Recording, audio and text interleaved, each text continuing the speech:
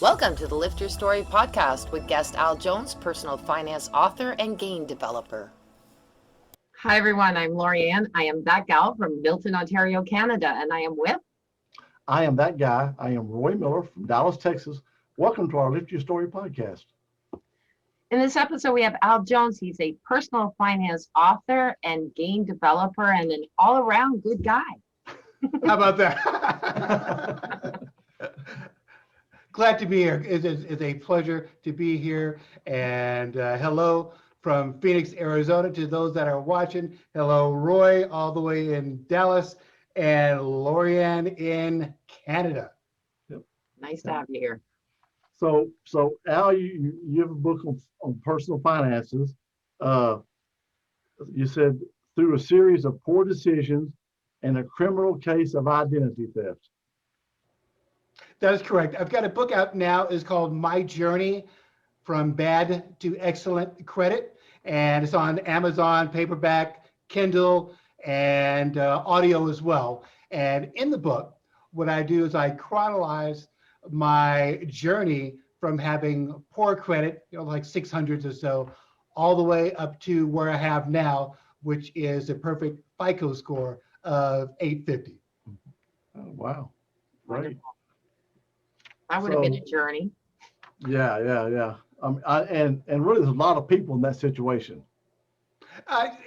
So it seems, and people, they need, in my opinion, they need to know that they're not alone, because varying things could cause someone to have a bad credit score. It could be something like they had some medical billing that kind of turned their life around, or it could be bad decision making from their youth, and they're just kind of continuing the cycle, similar to what happened to me.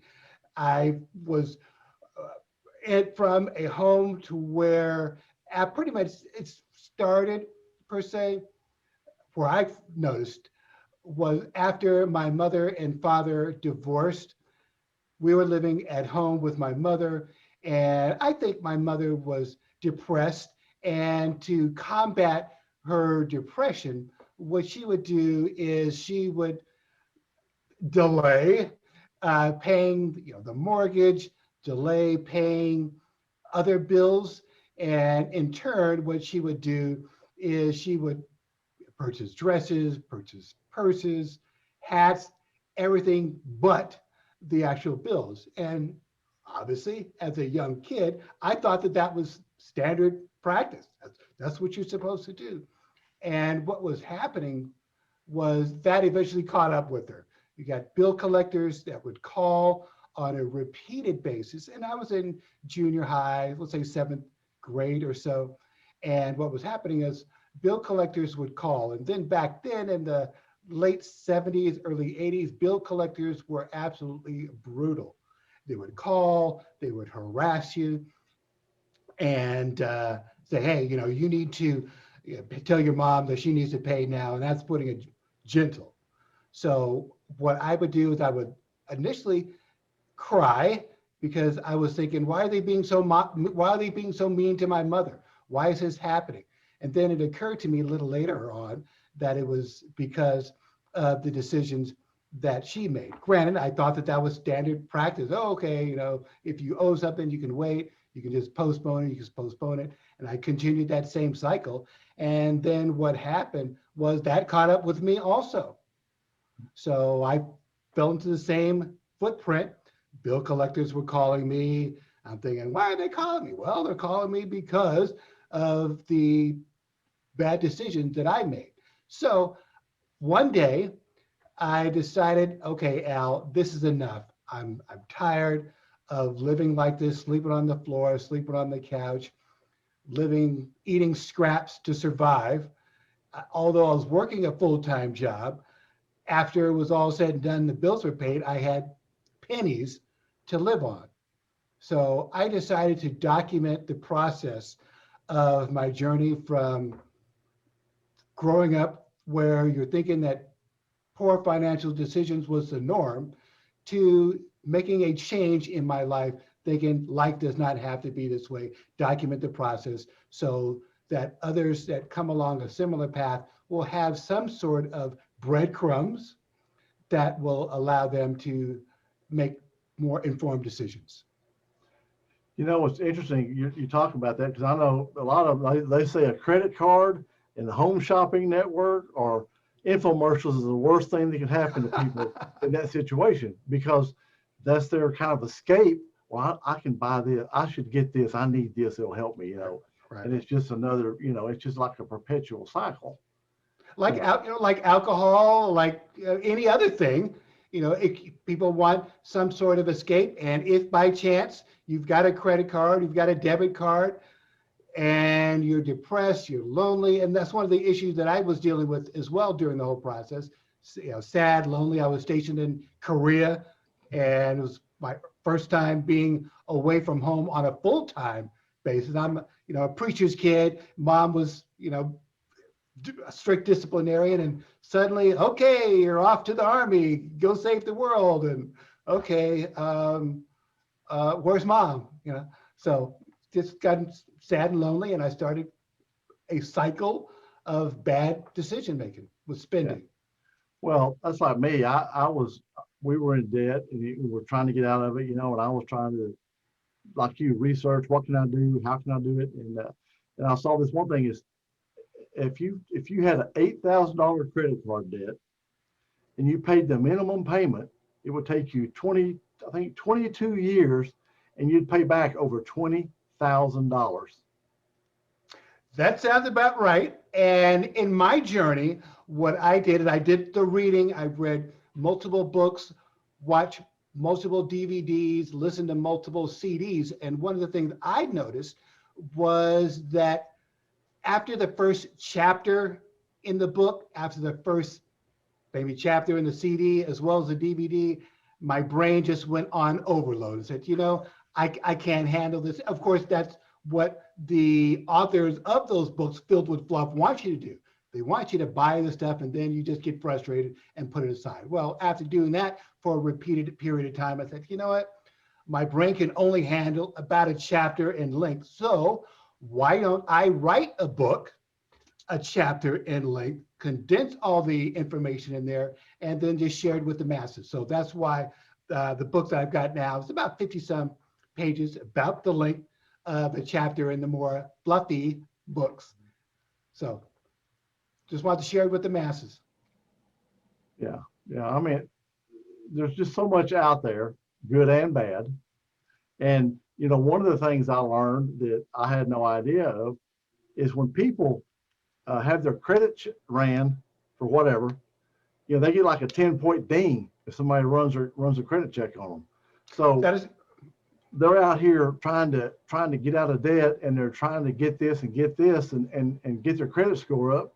But every time somebody runs their credit score, it's like 10 points down. So if you're at 600, you're going 590, 580, and you want to go up, but you're taking yourself down. And that is by design. Oftentimes you will see notices in the mail where you'll get a notice from a credit card company that says you're pre-approved, wink, wink. So you go in, you fill out all the information, and your credit is generated. A hard inquiry is generated on the credit, and you get dinged. Again, that's because you're searching for credit. Now, if you do it on your own, with the 3 separate credit bureaus, you've got Experian, Equifax, and TransUnion. If you do it yourself, then you won't get dinged. But if you have someone else to do it, yeah, you will get dinged for it. There's some places where you will be allowed to have your credit reviewed, but it is what they call a soft inquiry. So if by chance, if you want to purchase something on credit, inquire whether the inquiry is going to be a hard or a soft inquiry. If it's a hard, then take a second to think, well, maybe not. But if you can confirm there's going to be a soft inquiry, then go for it. Yeah. And you take these kids just get out of college. Ooh, yeah. $150,000, $200,000 worth of credit. I mean, school loans. I mean, and crazy. oddly enough, yeah, it's a little wild. And what I recall before I was enrolling in college, and in the process, back in let's say the late '80s, the credit card companies would have these tables near where you're filling out what class you want to be enrolled in. The tables next to faculty at the school, and they'll say, well, if you fill out this credit card form, you fill out, the credit card application, you get a free t-shirt, a free coffee mug. And you're thinking, wow, man, that's cool. So you fill out all these forms, and of course you're doing the hard inquiry. So next thing you know, you get a $500 credit limit. You're thinking, oh man, that's $500. So I can take all my friends out, for lunch. And then it hits you, I've got to pay all this stuff back. So that happened to me. So I'm sure it has happened to many a folk out there. Yeah. It's easy to get those freebies, but it's hard to pay them back. Yeah. And my thing is in teaching youth, depending on what your thought line is on how early you want to teach them, but teaching youth that if you are not literate in finance and sex, you could get yourself into trouble in both ways. So teach them early, give them some general idea on what's going on. Don't hide it, don't shelter it for them. Teach them early, and they will make more informed decisions. Well, most parents don't teach their kids about that kind of finance and credit. And, you don't learn it in school either. That is, so it seems. So I'm more than willing to help any educational institution in developing some sort of financial literacy curriculum. I'm all up for that. And if by chance, if your show has a nonprofit organization and someone makes mention of your show in the book review, I'm more than willing to donate 50% of the net proceeds for the book to that nonprofit. So I'm all willing to help you, to help you guys out, and just to kind of get the word out there, letting people know, hey, you're not alone in having personal finance issues. Yeah. So I'm curious about the identity fraud, because I know a lot of people are really spooked about that. Can you speak to that again? With personal identity theft, I was a victim multiple times of identity theft, and yes, it can be scary, and it was scary for me. I received letters in the mail saying, one come to mind, I think it was AT&T, sent me a letter saying that I owed X amount of dollars, and I'm thinking, no, I never had an account. And what had happened was someone opened an account in the Austin area, and I lived in Austin at the time. Someone opened up an account in the Austin area while I was living here in Phoenix. So what I had to do was I had to show tangible proof that I actually lived in Phoenix during the time in question. So that was an apartment complex. And how many apartment complexes, and after I left, how many apartment complexes really keep data from 2, 3, 4 years back? So fortunately, knock on wood, the apartment complex that I used to live in was under remanagement, and they had a bunch of archive lease documents in a box. Go figure. So I was able to secure tangible proof that I was living in the apartment complex here in Phoenix during the time in question, sent that over to AT&T, and I think it was maybe 3 months or so before they finally came around and said, okay, Al, although you've got tangible proof, I guess you weren't in Austin during that time, and we'll clear it. So it can be challenging and scary, to say the least. Well, something happens to me because I get up my email one morning, and the credit card company says, we need to talk to you about a possible fraud. Okay. So I call them, and they go, well, did you charge like $3 or something like 7-Eleven? Okay. No. And this was all in Las Vegas. I said, no. Okay. They said, well, did you order Domino's pizza for 13? No. Did I spend $200 at some like what sports shoe store, tennis shoe store? I can't remember. Anyway, and did you reserve an aircraft for $2,400? I go, oh heck no, I didn't. Right. And they said, well, we didn't let that go. We stopped that. Okay. You know, but then I said, well, who charges $3? And they said, well, what they do, they get your credit card Right. number and they buy Ping it. something small. Right. It goes Right. through. So they Right. buy something more expensive. Right. Then they buy something more, you know, to just go as far as they can go. To see if any red flags will come up. Right. Right. Yeah. Right. Yeah.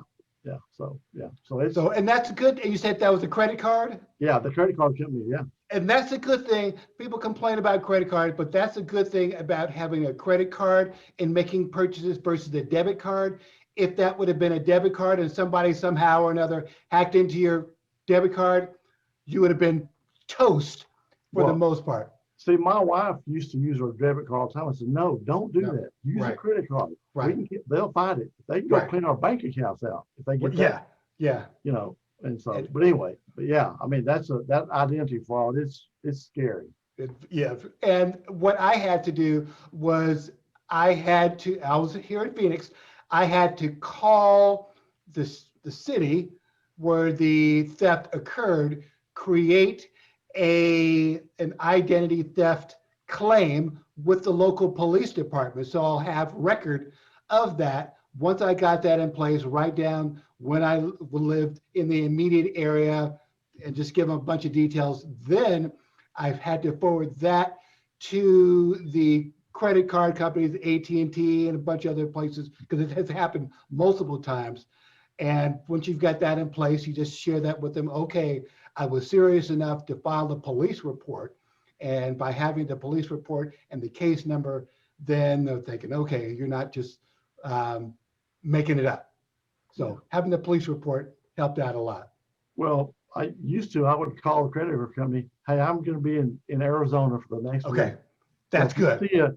see a charge, I am going to be in Arizona. Well, so then we were going out to somewhere and I called, they go, oh, don't worry about it. You have a chip in your credit card.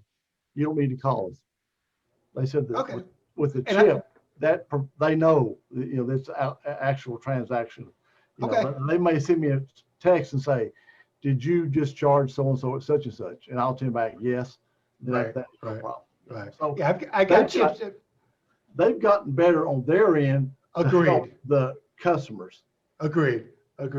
Yeah. So yeah, it was scary years ago, and it's still a little dicey now. But again, by having the credit card, you've got that level of protection. I tell people if they're going to use a debit card, just use your debit card to take money out of an ATM. Otherwise, don't take it out. And even if it's if you need a credit card, I would, even if it's something small for a $1, $2, $3 purchase, put it on the card. And as soon as you get home, pay it off. Exactly. And Oh, yeah. the Exactly. other side of the coin will tell you that you should be entirely debt free. I'm of a different view that being debt free and paying with cash only, you're shooting yourself in the foot with that, because after you pay off your debt and you're debt free per se, and you're doing all cash, if something happens, especially if you need to purchase an airline ticket. Good luck buying an airline ticket. Good luck renting a car with cash. They're going to look at you like you're crazy. Yeah. Well, plus your credit score kind of stagnates from that point on. And actually, after you pay all your stuff off, then it can drop, because from my view is that it's all based on trust. Just keep the credit line going. If it's $1, $2, just keep it going, because it's a report card on how you handle your money. When you pay everything off like others may tell you, then that trust goes away and they have nothing to judge you on. So keep it going, $1, $2, and just kind of keep it going and keep it going. So, you know, you don't have to spend everything. Just manage your debt is the big thing that I tell people. Yeah. Don't get any more. Yeah. And if you want an increase, let the credit card company increase your credit line. Don't say, oh, I need a $500 extra credit limit. Once you get your credit line in place, then typically about the 6-month mark, if you've been using it and paying it off on a regular basis, typically they will increase your credit line to some degree.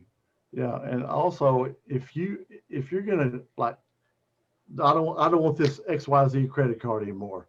Well, what I found out is you need to contact them and say, at my request, I want to close this account. That is Because correct. on the credit score, if they think that XYZ credit card cut you off, then that dings you down too. That will look negative Yeah. So on you your gotta credit make the report. request, and I always send them a letter certified, and that way I Okay. got a copy of it. Okay. And they go, oh no. I said, well, here, let me send you the letter. Well, I've got I had that tangible happen to proof. me. I had that happen to Wow. me one time. Yeah. Because Okay. I said, wait, hey, what's the deal here? He said, well, so-and-so cut your credit off. I said, no. That's not what happened. I closed the account. Okay. And I said, I'll be happy to send you the certified letter I sent requesting that, where they signed for it. Well, we'd like a copy of that. No problem. I'll Right. send you I a got certified you. letter Right. with this in it. Okay. Now, the other thing I tell people is when they want to generate their credit reports and scores is to go to each of the 3 separate credit bureaus, Equifax.com, TransUnion.com, and Experian.com, because each of them have their own algorithms to generate your credit score. Some of them will pitch to you get all 3 for one. I would not recommend doing that, because when it's time to dispute any charges, most of the time they'll ask for some sort of confirmation number. When you get your credit reports and scores, you pay $15 or so, you'll get a confirmation number. If by chance, if you purchase your credit report and score from Experian and you want to dispute something from Equifax, well, hey, this is Experian confirmation number. You need to purchase that. So if you purchase a 3, for the price of 1 from somebody else, then you're going to end up having to buy it again. So Right. go through each of the 3 separate credit bureaus and get your credit report and score. And be very careful to avoid any distractions while you're doing that, because oftentimes you go to the websites and they'll have all these little pop-ups that will conveniently float around the web pages. And if you get distracted, somebody calling you, your kids are bouncing around and kind of distracting you, you may accidentally click a link that will take you to a page where you end up purchasing a service that you may not need. So be diligent, be cautious when you're going through each one of the 3 separate bureaus' websites, and just stay focused. Okay, so tell us about how you got into the game development business. Okay, I started Al Jones Corporation back in 2012, and initially was just doing workshops on financial literacy, and that was kind of running pretty slow.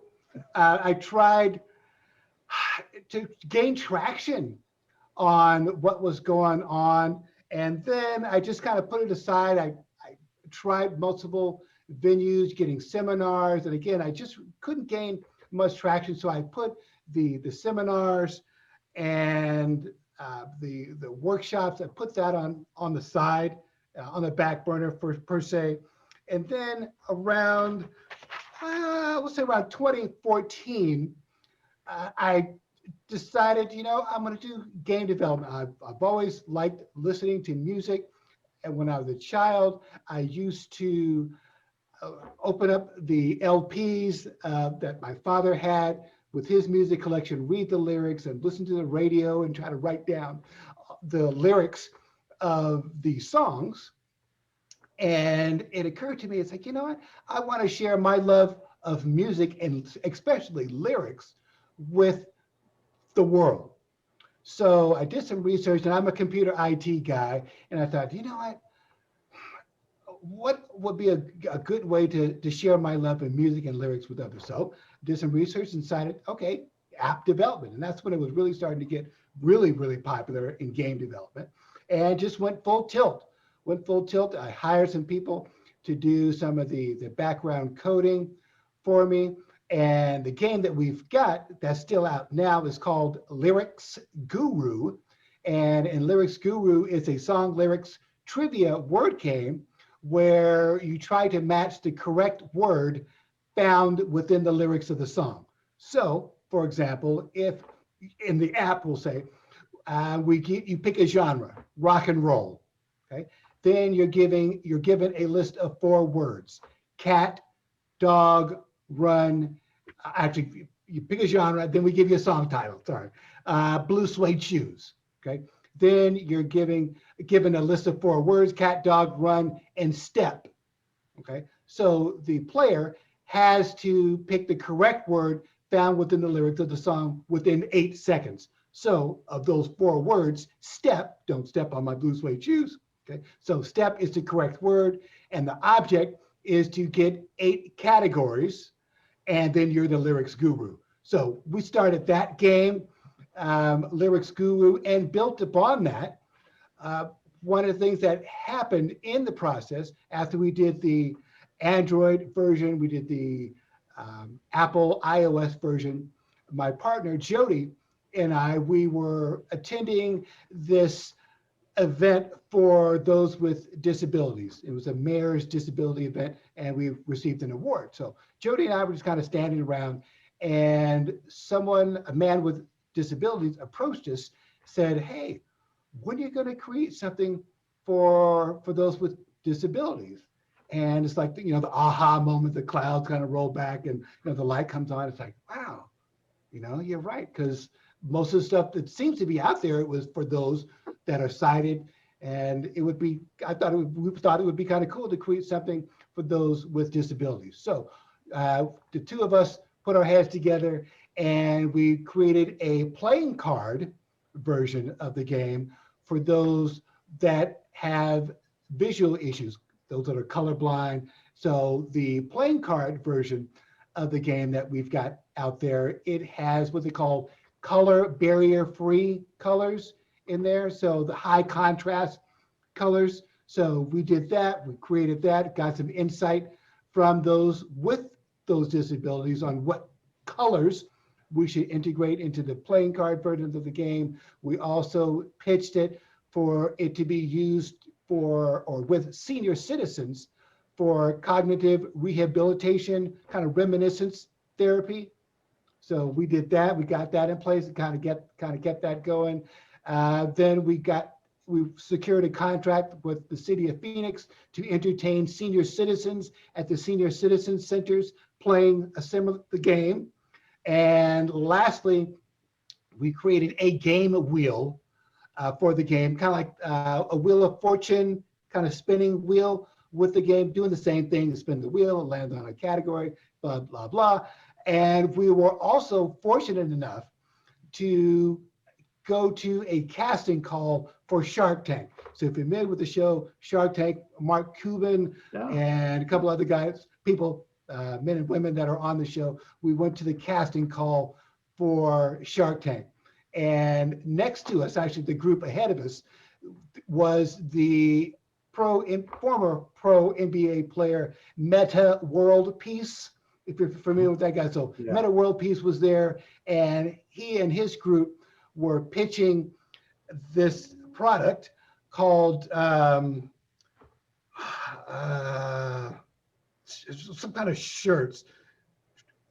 Buttercloth, that's what it was. Buttercloth shirts. And if you look at some previews of Shark Tank, the Buttercloth shirts is really popular. They got a deal with the Shark Tank. We didn't get a deal. What we pitched to the Shark Tank group was we wanted to license the brand, the Lyrics Guru brand, to entities, the Paramount, the Warner Brothers, for the creation of a song lyrics trivia game show. Game shows that were out there like Shazam were really popular, kind of the height of Shazam. So we wanted to create something that would rival something like that. So. Okay, so now you can settle an argument between me and LaurieAnn. Okay. What? iOS or Android? It depends. It really depends on one of the things that we noticed is that because I was an Android guy from the jump, But after a while, I got very frustrated with the advertisements, the attempts to hack in to my phone. And, granted, we still develop in Android and iOS, but what I've got for my personal phone, I've got an iPhone, I've got an Android laptop, but the phone is an iOS phone. We initially developed the app in Android, and we wanted to kind of push the design of the iOS to be more like Android, but as we progressed, we ended up making the Android version more like the iOS. It's just more simple, designs, and granted, it's very restrictive, but that restrictive works in your favor. It works in your favor. It's a little more challenging to get your app approved through the iOS system, but with all said and done, we were glad that we were able to get through that hurdle to get both of them accepted in Google Play as well as the App Store. Thank you. So how can our listeners reach out to you? What they could do, if they want, they could contact me on Facebook, and I'm available. Just look for Alton, ALTON .JONES. So facebook.com/Alton.J.Jones. That's a Facebook handle. As well as, if you want, feel free to give me a call. If you want to talk, reach out to me. You can call me at 623-764-8893. You can call me if you want to book me for an event to talk about some issues, game development. Feel free to contact me at that number. As well, if you want, you can also send an email to me. Email address is light, LIGHT, eyes, EYES, media, MEDIA, lighteyesmedia@gmail.com. So that's one of the easier ways to reach out to me. Cool. Well, Very it was really enjoyed having you on. It was a blast. Pleasure is all mine. So, did you have anything, LaurieAnn? No, I took it all in. It was very interesting. Yeah. I like the app part of it. That's always fascinated me, because I've been a techie freak since, the early 1980s when it started to boom. So, And if you guys want to have me on at a later date, specifically talking, because I can talk somebody's ear off about the app development stuff. So if you guys want to have me on and just strictly talk about app development, I'm yours. Yeah, we definitely want to do that, don't we? Okay. absolutely. We'll definitely want to do that. Excellent. Thank Okay, you. Okay. well, Al, thank you so much for being with us. It's been a pleasure. Pleasure's all mine. Thank you for listening to this episode. Be sure to visit us at lifterstory.com.